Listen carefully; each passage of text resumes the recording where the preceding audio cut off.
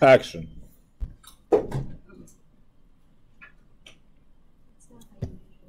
Hello and welcome back to Calculus 3, section 12.4, partial derivatives. So, we are going to cut our space with either x-axis or y-axis planes, so x equals 0, y equals 0. And those will intersect the shape that you have. So if you have some kind of a 3D shape, right? You have some kind of a 3D shape, you can cut that with plane x equals 0, and that plane will lead the trace, a line, through which the cut was made.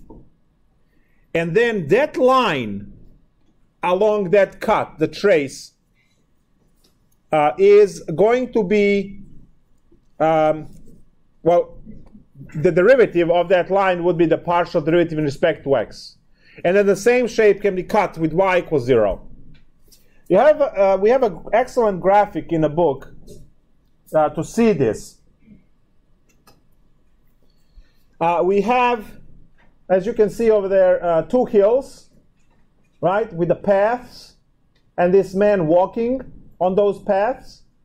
And then on the left-hand side, you have hyperbolic paraboloid. Remember we talked about the saddle point and so on?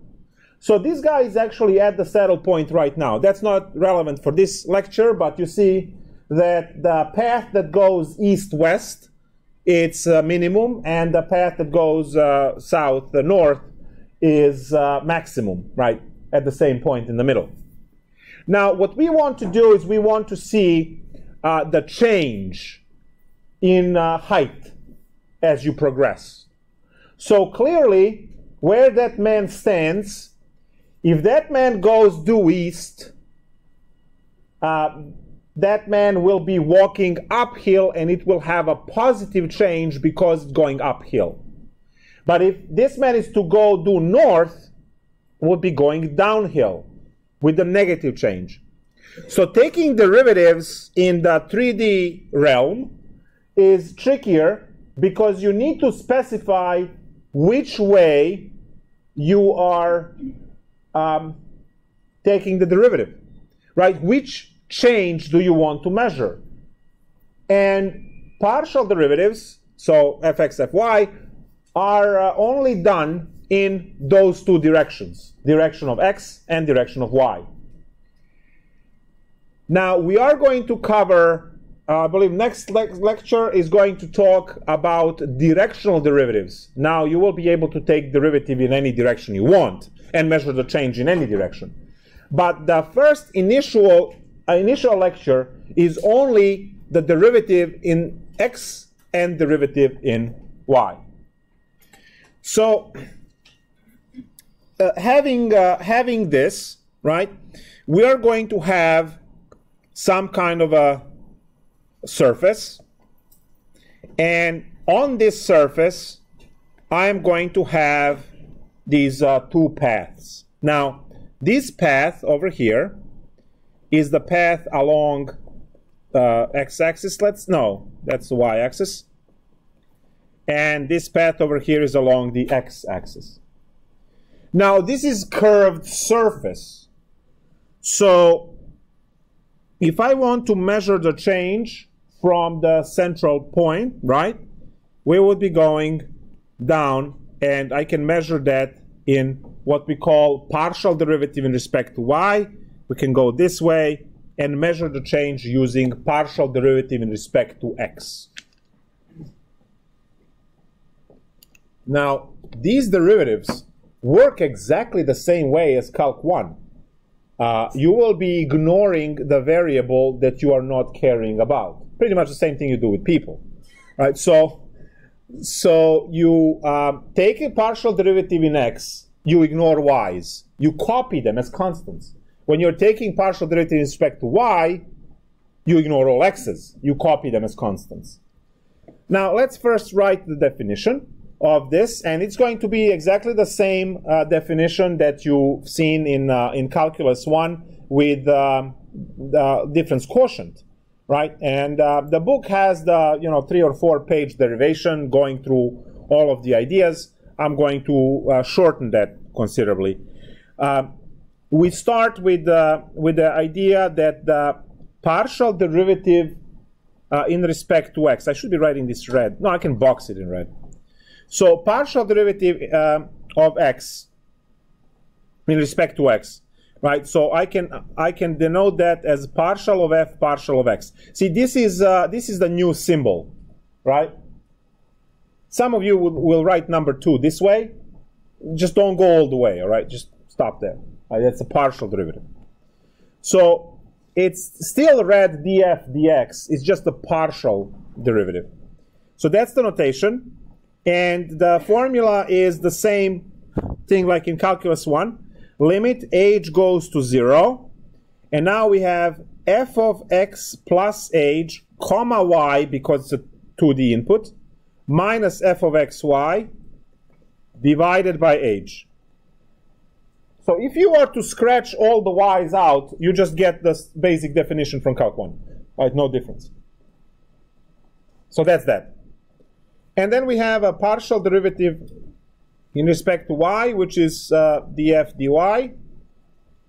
And that's going to be a limit as age goes to 0 of f of x y plus age minus f of xy, everything divided by age.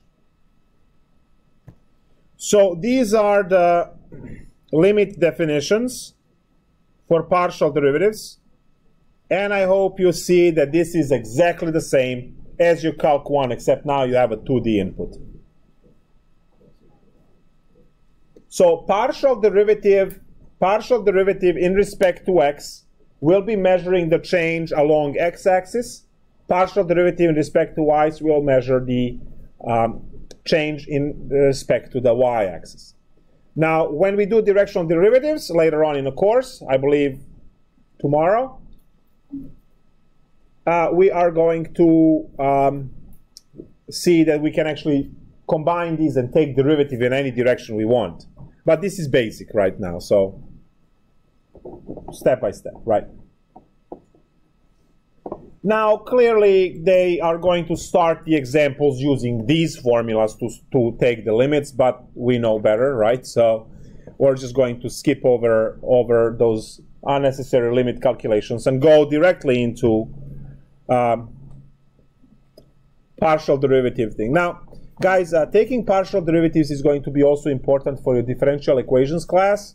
So those of you going into that class later on, make sure you can do this even if someone shakes you out of bed at 4:30 in the morning.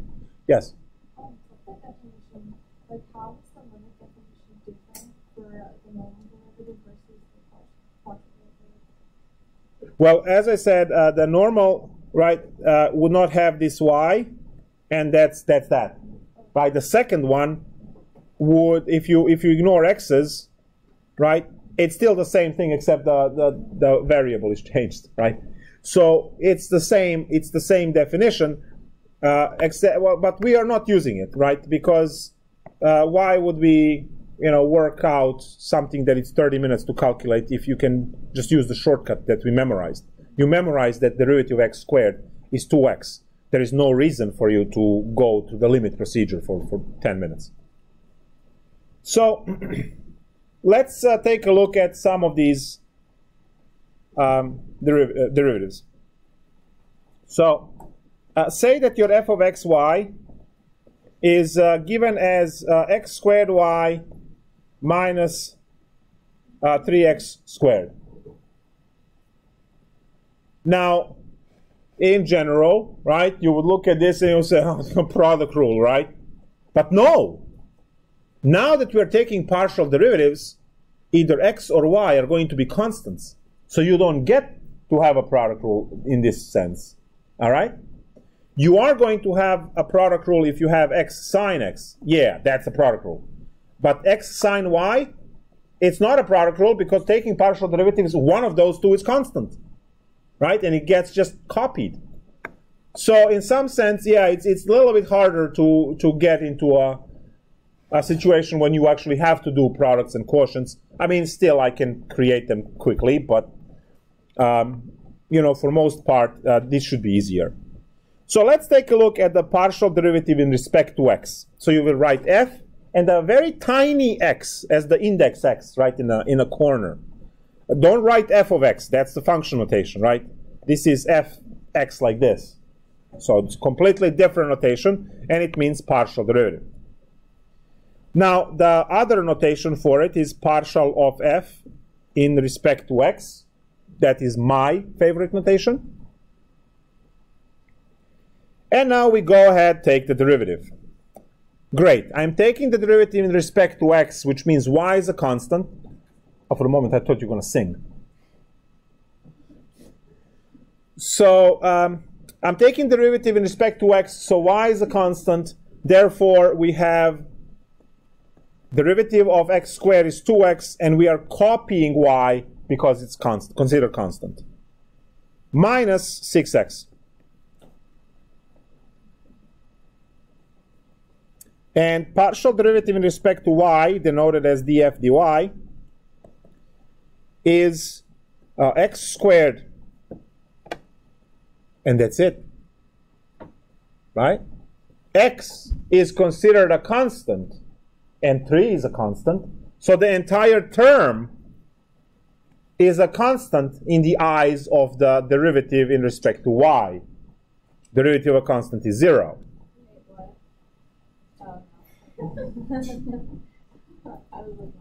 Cool. So we are looking at this over here and taking the derivative in respect to y. Derivative of y in respect to y is 1. So we only get to copy its constant coefficient, which is x squared. So it's x squared times 1 minus 0. That's the derivative. X squared is a constant because we are taking derivative in respect to y. Derivative of y is 1, and then derivative of 3x squared in respect to y is 0, because 3x squared is supposed to be constant in the eyes of the y derivative. That's that. Now, let's take a look at other cases. So here is the one that is interesting. So f of xy is given as sine xy. So partial derivative in respect to x is what? Almost there. Times the chain rule of this, which is y. Which is y. If you are taking the derivative in respect to y, in respect to x, y is a constant. So this problem is like sine of 3x, all right? And you have the 3 pop outside by the chain rule. What's the partial derivative in respect to y? Well, it has to be symmetric, right? Because it's a symmetric problem. So x would pop out, and you would have cosine of xy.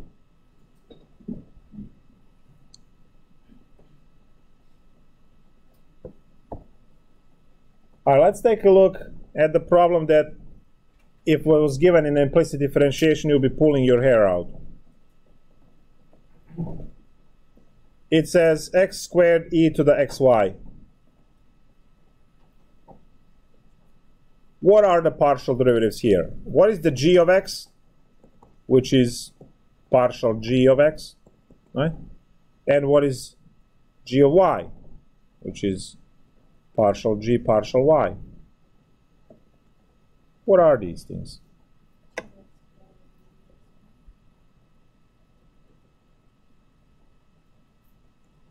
What do you mean to understand?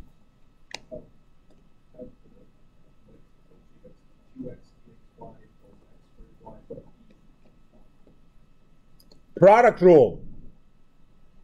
On the partial derivative x, we have product rule because both functions have x in it and they're multiplied. So you have to do product rule, and then you treat this y as a constant. Now, when you take partial derivative in respect to y, it's just, right? What?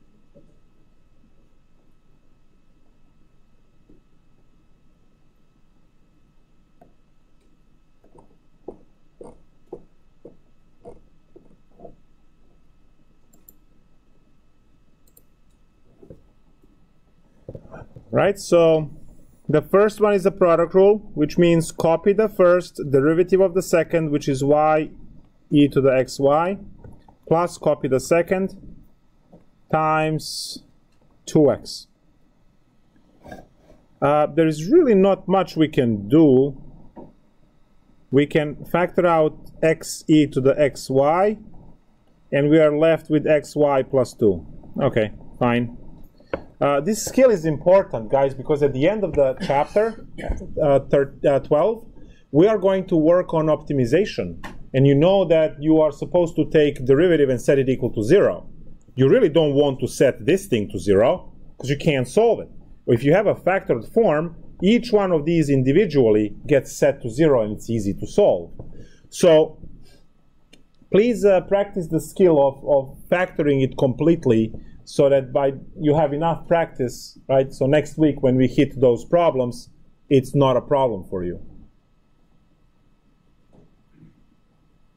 Bueno? And then the second one is the derivative in respect to y. So that will kick another x out. So we have x cubed, right, as you prophesized over there. Jake, right? Yeah. xy.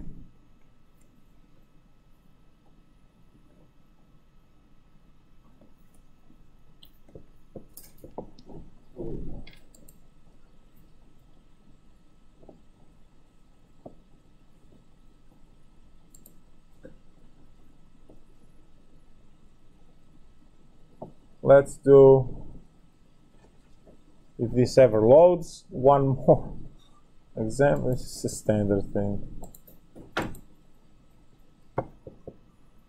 So we'll do one example from the textbook, from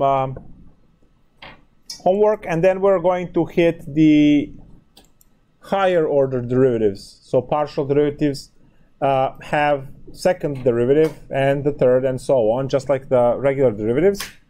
But they are also much more interesting. in some respects. So let's see. But before we hit that, let's see what would you appreciate.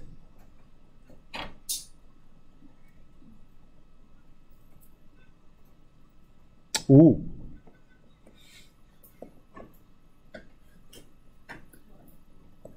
So f of xy is given as ln x over y, partial of x and partial of y. What are they?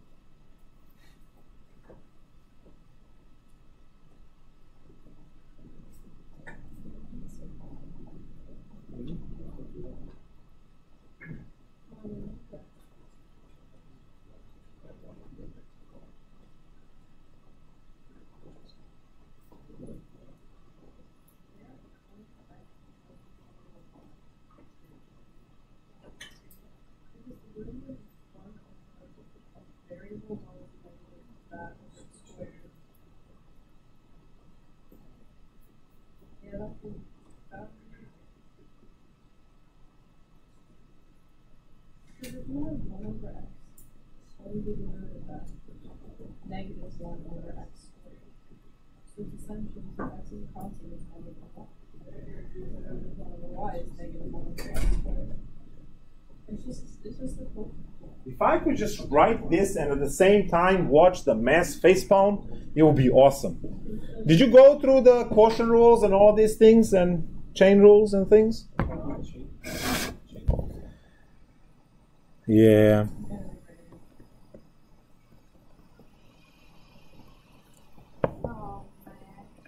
Yeah, let's go. Make it crisp.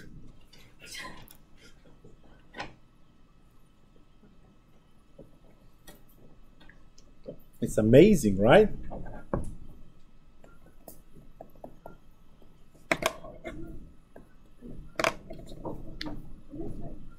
Isn't it? Right? Good. Glad we took care of that one.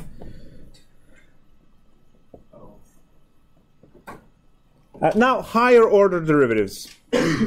No coffee.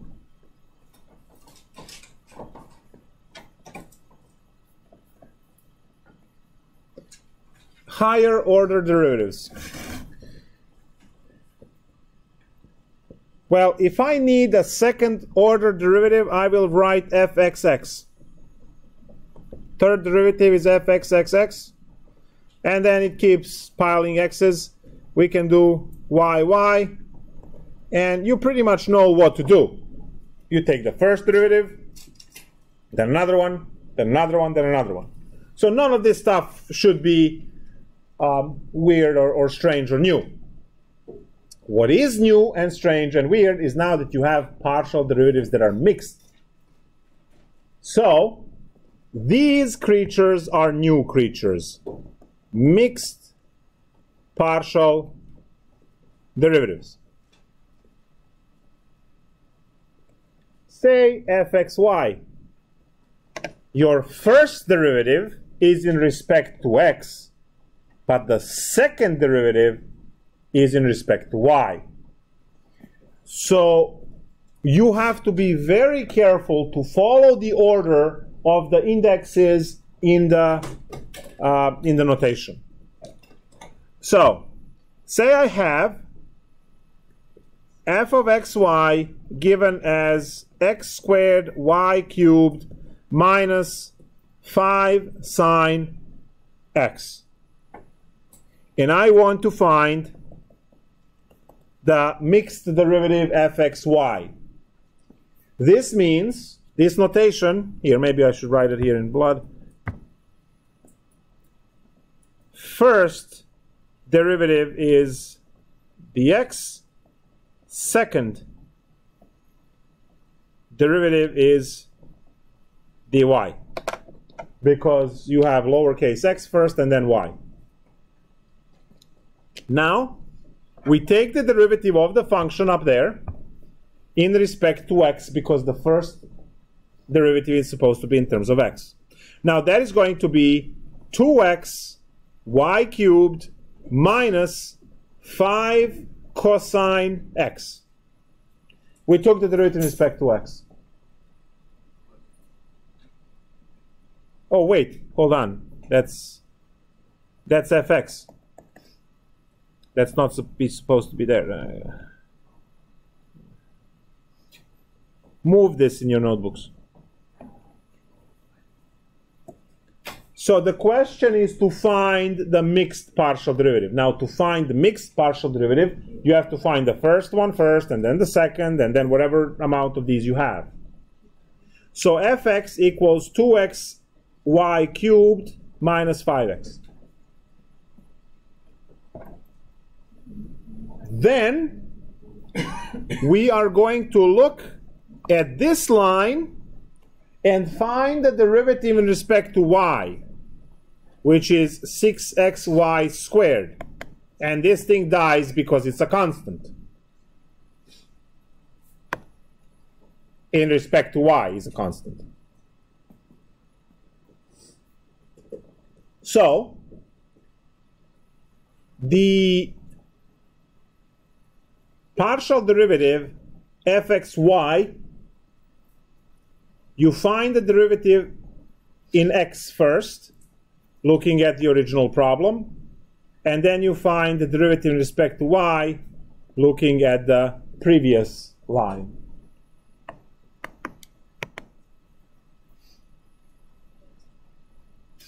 Bueno? Yeah, it's got, well, it takes a little bit of practice. Now, I want to reverse the order. What is the partial derivative yx? So we first find partial derivative in respect to y. Now, that's going to be 3x squared y squared.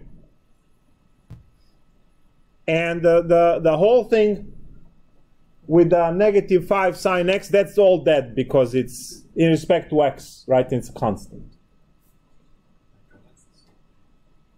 And then we have fyx, which gives us 6xy squared.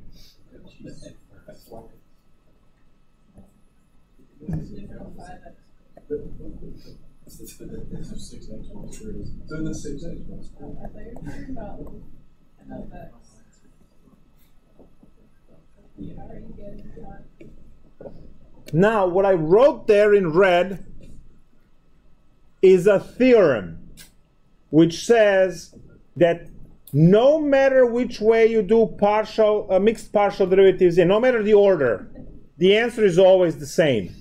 So if you have the same amount of partial derivatives in x and y, and in any order, the answer at the end is always the same. So the theorem says that fxy is the same as fyx. That's what the theorem says. Now this can go higher than that. I'm just trying to see which page is that on. Equality of mixed partial derivatives. Assume that f is defined on some open set D in R2, and that both fxy and f continuous throughout D. Then these guys are the same. So let's write this theorem. So assume that f is defined in 2D and that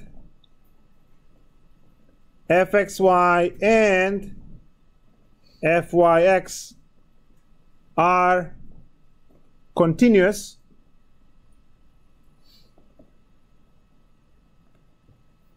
then fxy is the same as fyx. So there is this continuity part over here that you have to be careful about, because if the discontinuous functions are given, those might not be the same. But for the most part, right, this is good, and we need this later. So guys, keep this theorem in mind. I'm going to write now y and then erase it. Once we start doing the optimization to find min, max, and saddle point, you will be using this particular formula to compute some stuff. D is equal to fxx fyy minus fxy squared. So you will have to memorize and use this formula. Now, look at this term over here. Sometimes it's easier to compute yx than xy. And they're the same. Okay? So this theorem will save you a lot of pain in some problems where calculating xy is not as cool as calculating this one. Because let's say you have the first one over here and you have a product rule or something, right? But if you do it the other way, you will not have that product rule. So that's the part where, you know, this theorem can greatly reduce your calculations down the line. So keep this theorem in mind. Obviously, I will write this formula later in, let's say, 13.8 or whatever it is when we, I think it's 13.8, when we actually get to use this.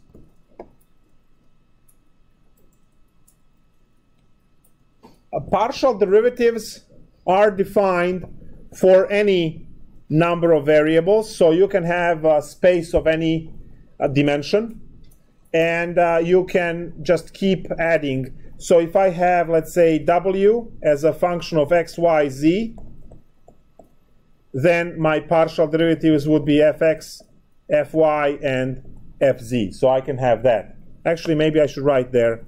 So fx is actually partial w partial x. Fy would be partial w partial y. And fz would be partial w partial z. Right, so those are the... We are using this special curved d as a partial derivative notation. And we use the regular d for Calculus 1 derivatives, right, that are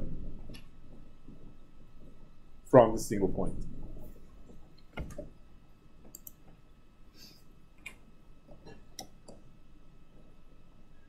What is one formula that everyone remembers in physics and chemistry? What? Most of the people don't. What happened? Wow, I still haven't heard the formula actually. Interesting. This class is really different. It's ideal gas law. Everyone remembers that for some reason. PV equals nRT. There we go. Thank you. Yeah. Ideal gas law. PV equals nRT. That's. We use it a bit in physics. Yeah, physics and chemistry. It's for like if you're just calculating like pressure of like air chambers and stuff. Ideal gas law. How many variables do you have here? How many variables do you have here? What was the question? How many variables do you have? Nope. No? Three. Sorry, I forgot R. Three. Both N and R are constants, right? So we have three variables. There is a pressure, P, volume, V, and temperature, T. This is, guys, if you know anything about life, you probably know that you are supposed to have different tire pressure in the winter and the summer. Yeah. So truck drivers that do not pay attention to something like that get their tires blown on the interstate highway, and then we have to go and drive around those exploded tires because, right, these levels were not observed. So we can measure the change in any of these quantities here, either the pressure or the volume or the temperature, and we can take the derivatives and see what they are. For instance, if I say that the volume of the tire depends on nRT divided by P, right? And say, you know what? The volume depends on temperature, as it does, right? Volume depends on temperature, so I can find the partial derivative of volume in respect to temperature and see. Now I see that they're varying directly, right? So if they're varying directly, that means that the higher the temperature, the larger the volume. Now volume of what? Volume of the gas inside the tire. Now, what happens if you have a confined space and the volume inside is trying to get out? There is a weak spot, right? So, in the summer, you have the higher temperatures outside, and you have friction, right, between the tire and the road, because that's what keeps you on the road. You want as much friction. Now that creates heat as well. So your tires are hot, not because it's sunny outside, well that too, but because there is a friction between the tire and the road. So when those temperatures add, they create more expansion of the air inside, which creates tire, which is potentially tire to explode. That's why your tire pressure should be lower in the summer. Now, if you go to those places where they check your oil and stuff like that, if they're any good, they will actually put the appropriate amounts, right? Now, they rarely read and stuff, so, right, you end up with wrong numbers anyway. That's why you should pay attention to what you have, because not all tires are the same.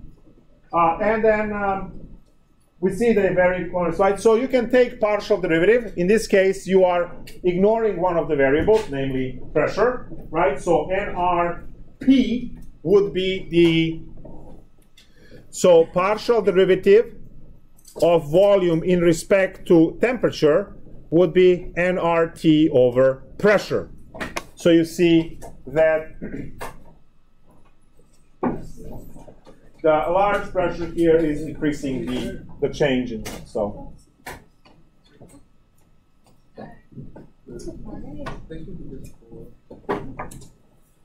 that's that. All right. So see you tomorrow. And thank you, Ryan.